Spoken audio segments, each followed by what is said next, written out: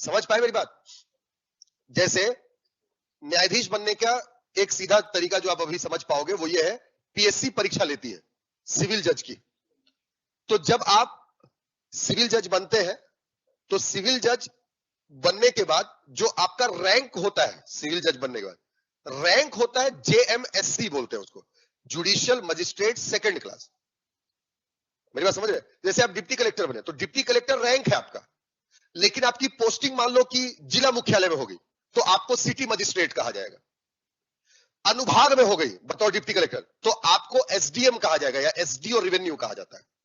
उसी तरीके से सिविल जज जो है वो पद है, रैंक उसका जेएमएससी होता है।